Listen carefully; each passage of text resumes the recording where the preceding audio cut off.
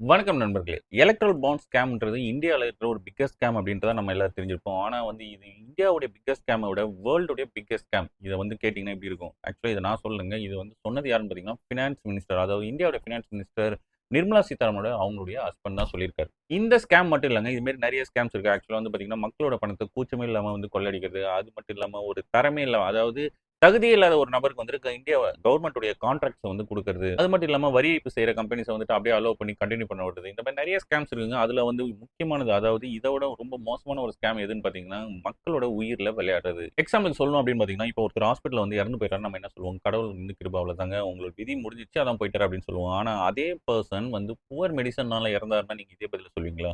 2021 உடைய இந்த ரிப்போர்ட்ட பாருங்க. இது ஹெல்த் ரிப்போர்ட்ட பிரியங்கா பப்ளிஷ் பண்ணது. ஆக்சுவலா லைவ் மின்ட்ல இது பப்ளிஷ் ஆயிருக்கு டிசம்பர் 2021ல. இந்த ரிப்போர்ட் என்ன சொல்லுது அப்படின்னு பார்த்தீங்கன்னா, மே மந்த் 9த் அதாவது மே 9த்ல பார்த்தீங்கன்னா, கோவிடோட செகண்ட் வேவ் பயங்கர பீக்ல இருந்தப்ப சிரஞ்சீவி யுபில இருக்க சிரஞ்சீவி ஹாஸ்பிட்டல்ல இருந்து அங்க வேலை செய்ற அனஸ்தேசியாலஜிஸ்ட் ஜிதேந்திர பால்க்கு ஒரு கால் வருது. அங்க வொர்க் பண்ற ஒரு நர்ஸ் கிட்ட இருந்து. அதுல அவங்க என்ன சொல்றாங்க அப்படின்னு பார்த்தீங்கன்னா, அங்க இருக்கிற 2 பேஷண்ட்டுக்கு ஒரு ஆன்டிவைரல் டோஸ் குடுத்த உடனும் அவங்களுக்கு 1 ஹவர்க்குள்ள பார்த்தீங்கன்னா, ஹை ஃபீவர் வந்துச்சு. அது மட்டும் இல்லாம பிளட்ல ஆக்ஸிஜன் லெவல் கம்மியாயிட்டு, அவங்க மூச்சு திணறல் ஏற்படுது அப்படின்ட்டு அவங்க இன்ஃபார்ம் பண்றாங்க. அந்த ஆன்டிவைரல் என்னன்னு பார்த்தீங்கன்னா, ரெம்டெசிவிர். இத பார்க்கறதுக்கு ஒரு இன்சிடென்ட் மாரி தெரிஞ்சாலும், அதுக்கப்புறம் Jitendra Pal same kind of இதே மாரி ஒரு சிம்ப்டம்ஸ லைஃப்லைன் ஹாஸ்பிட்டல்ல 4 பேஷண்ட்டுக்கு பார்த்துருக்காரு. அவங்களுக்கும் என்ன மருந்து குடுத்தாங்கன்னா, சேம் மருந்து தான். அதுவும் பார்த்தீங்கன்னா, சேம் பேட்ச்ல வந்த ஷாட்ஸ். அந்த பேட்ச் நம்பர் என்னன்னு பார்த்தீங்கன்னா, V100167. இத மேனுஃபேக்சரிங் பண்ணது யாருன்னு பார்த்தீங்கன்னா, குஜராத்த சேர்ந்த கேடிலா அப்படின்ற கம்பெனி. இந்த மருந்த யுபி கவர்ன்மெண்ட் அந்த கம்பெனிட்ட இருந்து வாங்கி சேல்ஸ் பண்ணியிருக்காங்க. ஆக்சுவலா இத பார்த்தோனும், அதாவது இந்த மாரி சிம்ப்டம்ஸ பார்த்தோனும், அங்க இருக்கிற டாக்டர்ஸ் எல்லாம் இந்த மருந்து குடுக்கறதையே ஸ்டாப் பண்ணிட்டாங்க. ஒன்ஸ் அவங்களுக்குலாம் ஸ்டாப் பண்ணதுக்கு அப்புறம், வேற மெடிசின்ஸ் குடுக்க ஆரம்பிச்சதுக்கு அப்புறம், அவங்களோட ஹெல்த்லாம் நல்லா இம்ப்ரூவ் ஆயிருக்கு அப்படின்ட்டு இன்ஃபார்ம் பண்ணியிருக்காங்க. இது இங்க மட்டும் இல்லங்க. அதுக்கப்புறம் என்ன ஆச்சு அப்படின்னு பார்த்தீங்கன்னா, அங்க இருக்கிற நெறைய ஹாஸ்பிட்டல்ஸ்ல இதே மாரி பிரச்சனை வந்திருக்கு. ஜான்சி மகாராணி லட்சுமி பாய் மெடிக்கல் காலேஜ், அது மட்டும் இல்லாம Meerut Lala Lajpat Rai memorial medical college, Varanasi Aashirwad and Apex hospital college இந்த மாரி காலேஜ்லயும் பார்த்தீங்கன்னா, இந்த மாரி பிரச்சனைகள் வர ஆரம்பிச்சிருக்கு. மே 7th to 9th வேற ஹாஸ்பிட்டல்ல வேலை செஞ்ச டாக்டர் அனுஜ் குமார் இதே மாரி சிம்ப்டம்ஸ் 5 பேஷண்ட்டுக்கு பார்த்துருக்காரு. அவங்க எல்லாம் பார்த்தீங்கன்னா, இதே ரெம்டெசிவிர் மருந்த பர்ச்சேஸ் பண்ணி போட்டுக்கிட்டவங்க.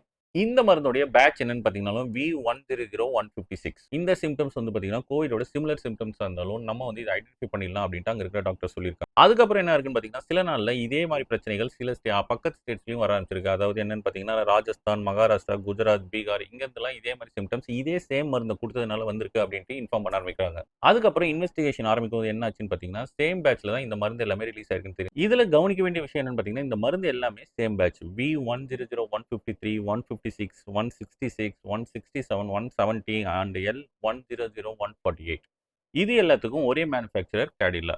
இத இந்த இஷ்யூவ எல்லா அதாவது அங்க இருக்கிற ஹாஸ்பிட்டல்ஸ்லாம் இன்ஃபார்ம் பண்ணாலும், யுபி, ராஜஸ்தான், மகாராஷ்டிரா அண்ட் குஜராத்ல இருக்கிற அந்த ரெகுலேட்டர்ஸ் இருப்பாங்கல்ல, அவங்கலாம் இத ஒரு பெருசாவே கண்டுக்கல. ஆனா பீகார்ல மட்டும் இதுக்கு ரெட் ஃபிளாக் தூக்குனாங்க. அங்க இருக்கிறவங்க இந்த மெடிசின டெஸ்ட் பண்ணி, அதுல அதாவது பேட்ச் நம்பர் V100167 டெஸ்ட் பண்ணதுல என்ன கிடைச்சது அப்படின்னு பார்த்தீங்கன்னா, எண்டோடாக்சின்ஸ் பாக்டீரியா கிடைச்சிருக்கு. அது அந்த காம்பவுண்ட் பார்த்தீங்கன்னா, மனுஷனுக்கு ஹை ஃபீவர உண்டாக்கக்கூடிய ஒரு காம்பவுண்ட்.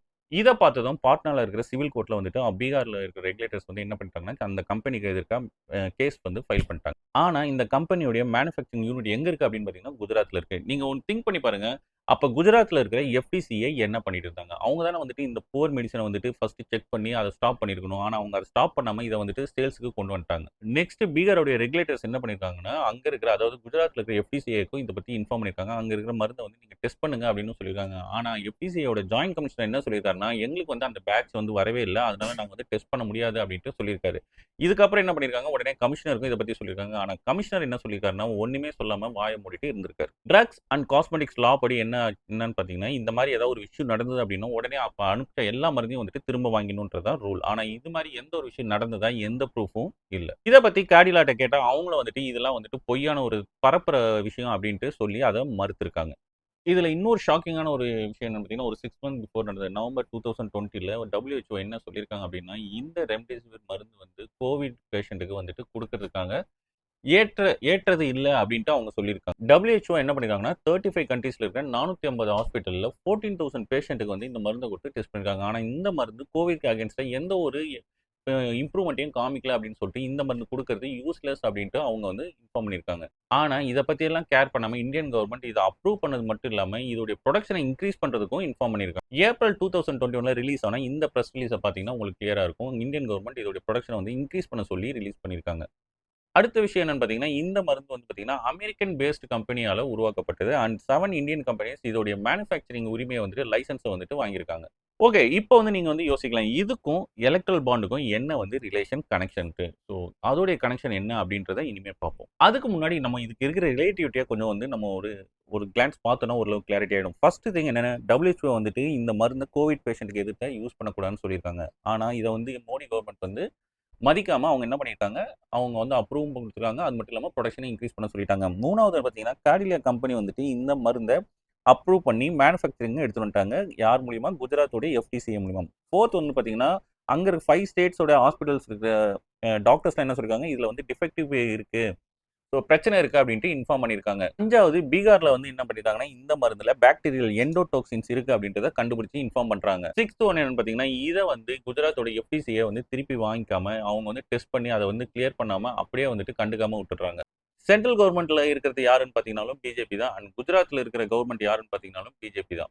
இப்போ ஓரளவு ரிலேட்டிவிட்டி உங்களுக்கு புரிஞ்சிருக்கும். So okay. இப்போ எலக்ட்ரல் பாண்ட்ஸ்க்கு நம்ம வருவோம். எலக்ட்ரல் பாண்ட்ஸ்ல இந்த கார்டிலியா கம்பெனி வந்து பார்த்தீங்கன்னா, 180 மில்லியன் வந்து பிஜேபிக்கு டொனேட் பண்ணியிருக்காங்க. அடுத்த கம்பெனி எதுன்னு பார்த்தீங்கன்னா, கிளென்மார்க். இவங்க வந்து மகாராஷ்டிரா இவங்க மேலயும் வந்துட்டு 5 நோட்டீஸஸ் வந்து இருக்கு.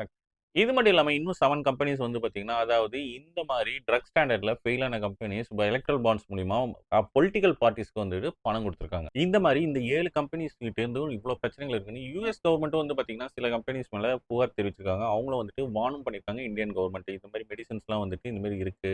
பிரச்சனைகள் இருக்கு அப்டின்ட்டு இன்ஃபார்ம் பண்ணியிருக்காங்க. ஆனா, ஏதாவது மாற்றம் நடந்துச்சா அப்படின்னு பார்த்தீங்கன்னா, எதுவுமே நடக்கலங்க. என்ன நடந்துச்சு அப்படின்னா, மே 2019லேருந்து ஜான் 2024க்குள்ள இந்த மாரி கம்பெனிஸ் எல்லாம் என்ன பண்ணியிருக்காங்க அப்படின்னா, 77 குரோர்ஸ்க்கு வந்து எலக்ட்ரல் பாண்ட்ஸ் வாங்கியிருக்காங்க. அதுல 61 குரோர்ஸ் யாருக்கு போயிருக்குன்னா, பிஜேபி பார்ட்டிக்கு. டோரன்ட் ஃபார்மான்ற இன்னொரு கம்பெனி மேல வந்து யுஎஸ் கவர்ன்மென்ட்டே வந்துட்டு வார்னிங் குடுத்துருக்காங்க. ஆனா, இத பத்தி எந்த ஒரு அக்கறையும் எடுத்துக்காத இந்த கம்பெனி இருக்கிற குஜராத் கவர்ன்மென்ட்டும் எந்த ஒரு ஆக்ஷனும் எடுக்கல. அடுத்தது சிப்லான்ற கம்பெனி வந்துட்டு அவங்களும் வந்துட்டு அந்த ஸ்டாண்டர்ட்ஸ ரீச் பண்ண முடியாம இருந்திருக்காங்க. அவங்களும் வந்துட்டு பார்த்தீங்கன்னா, எவ்வளோ பாண்ட்ஸ் அதாவது எலக்ட்ரல் பாண்ட்ஸ் வாங்கியிருக்காங்கன்னா, 39 குரோர்ஸ்க்கு வாங்கியிருக்காங்க. இதுல 37 குரோர்ஸ் பிஜேபிக்கும், 2,00,00,000 காங்கிரஸ்க்கும் போயிருக்கு. இப்போ ஓரளவு வந்து இதோட ரிலேட்டிவிட்டி என்னன்றது புரிஞ்சிருக்கும். எலக்ட்ரல் பாண்ட்ஸ்க்கும் அண்ட் இந்த ஃபார்மா கம்பெனிஸ்க்கும் இருக்கிற ரிலேட்டிவிட்டி உங்களுக்கு ஓரளவு புரிஞ்சிருக்கும். இந்த மாரி வந்துட்டு ஒரு தரமில்லாத மருந்த தயாரிக்கிற இந்த கம்பெனிஸ் வந்து ஏன் இவ்ளோ பணத்த வந்துட்டு இந்த பொலிட்டிக்கல் பார்ட்டீஸ்க்கு வந்துட்டு குடுக்கணும்? நீங்களே வந்து இந்த கேள்விய கேட்டு பாருங்க. அப்போ உங்களுக்கு இன்னும் வந்து நல்லாவே கிளியரா புரியும். இந்த விஷயங்கள் மட்டும் இல்லங்க. இப்ப பார்த்த ஒரு 2, 3 கம்பெனிஸ் மட்டும் இல்லங்க. நெறைய கம்பெனிஸ் அதாவது இங்க உஸ்பெகிஸ்தான்ல வந்து நெறைய இஷ்யூஸ் நடந்திருக்கு. நம்மளுடைய காஃப் சிரப்லாம் அங்க வந்துட்டு போயிட்டு ஃபெயிலியர் ஆயிட்டு அங்க இருக்கிற குழந்தைகள் வந்து இறந்திருக்காங்கன்றதெல்லாம் இன்ஃபர்மேஷன் நீங்க நெறைய படிச்சிருப்பீங்க. ஸோ இந்த மாரி ஃபார்மாஸ்ல அதாவது நல்ல புவர் குவாலிட்டி இருக்கிற மருந்த வந்து எதுக்காக இந்த கவர்ன்மெண்ட் வந்து தடை பண்ணாம இருக்காங்க? அவங்க வந்து பார்த்தீங்கன்னா, அட்ஜஸ்ட் பண்ணிட்டு தான் போறதுக்கு பார்க்குறாங்களே தவிர, மக்களுடைய ஹெல்த்தையும், மக்களுடைய உயிரையும் மதிக்கலன்றது தான் இதுலருந்து நமக்கு வந்து புலப்படுது. இந்த எலக்ட்ரல் பாண்ட்ஸ் மூலியமா அவங்க வந்து இந்த மாரி இருக்கிற கம்பெனிஸ் அதாவது தப்பு செய்றவங்க எல்லாமே வந்துட்டு சமாளிக்கிறதுக்காக, இத யூஸ் பண்ணிக்கிறதுக்காகவே கவர்ன்மெண்ட்ஸ் வந்து இந்த எலக்ட்ரல் பாண்ட்ஸ வந்து ரிலீஸ் பண்ணதா நமக்கு வந்து பார்க்கப்படுது. இதனால தான் வந்துட்டு சுப்ரீம் கோர்ட் இத வந்து தடை பண்ணியிருக்காங்க.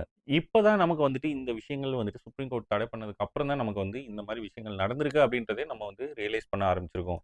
எவ்வளோ நாள் எப்படி நடந்திருக்குன்றத நீங்களே புரிஞ்சுக்கோங்க. இப்ப வந்து இத பத்தி நம்ம தெரிஞ்சுக்கணும் அப்படின்றதுக்காக தான் இந்த வீடியோ போட்டது. ஸோ வீடியோ பிடிச்சிருந்தா சப்ஸ்கிரைப் பண்ணுங்க. நெக்ஸ்ட் வீடியோல பார்ப்போம். பாய். சியர்ஸ்.